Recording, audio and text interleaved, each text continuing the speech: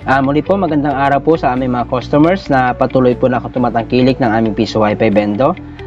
Sa ngayon po ay ituturo ko sa inyo kung paano po natin pagganahin or paano natin gamitin yung spin the wheel ng ating Piso Wi-Fi. Ano po? Yung spin the wheel naman po ay magagamit natin pag mayroon tayong points. So, every insert coin po natin ay makakakuha po tayo ng mga points. Kung ilan po yung amount na kailangan para makakuha natin tayo ng points at kung ilang points din po sa bawat amount po nating may insert na po. So, ngayon po ay tuturo ko muna sa inyo kung paano natin gamitin yung spin the wheel. So, sa may mga application na po ng Piso Wi-Fi Bendo namin, ay i-open nyo lang po siya, no? Yung Piso Wi-Fi. So, ganito po ang gagawin natin, ano? So, ayan po, napansin nyo, meron ako remaining time na 55 minutes, ano po? Then, ang aking points dito sa lower side po ng ating screen, dito po sa piso sign, sa baba niya po yan, meron tayong points na 100 points. So, yan po yung points na gagamitin ko para makapag-spin the wheel po ako. Ano po? So, i-click ko lang to, yung spin the wheel dito sa lower side din po ng kanan natin ng screen. So, i-click lang po natin siya. So, mapansin nyo po, may points ako na 100. Yan. Ang kada spin po natin ng ating spin the wheel ng ating Piso Wi-Fi Bendo ay meron tayong kinakailangan na 10 points. So, kung 100 points po ako, may 5 beses ako pwedeng gamitin. So, i-click lang po natin yung spin sa gitna. Ayan po. Yan, magro-rotate po yung yung wheel ng ruleta. Ano po, ruleta sa Tagalog. So, yan. So, yan po, may jackpot tayo ng 1 day. Meron tayong 2 hours, 1 hours, yan. So, ngayon po nakakuha ako ng 2 hours. So, may free ako na time na 2 hours.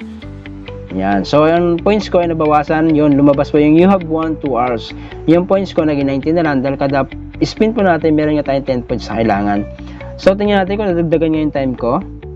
So, ayan po, nadagdagan ng 2 hours. So, yung 54 minutes ko kanina, then nadagdagan 2 hours. So, totally niya po ay 2 hours and 54 minutes. O, ayan po siya, no? Yun lang po mga para sa aming mga customers, ganun lang po gamitin natin yung Piso Wi-Fi na spin the wheel po natin. So, sa mga wala naman pong apps, ganito lang pong gagawin nyo.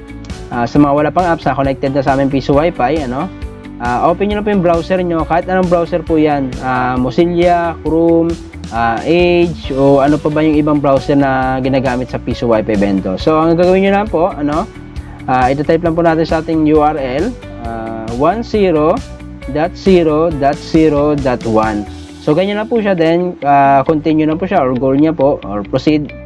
So, hintayin na po natin mag-pop up yung portal. So, ganito lang po siya. Ganon din po yung makikita natin. Kaganda lang po, pag meron tayong apps, hindi na po tayo magta-type sa browser natin ng 10.0.0.1. So, minsan nagkakakomplike pa po doon sa mga baguhan na hindi alam din gamitin.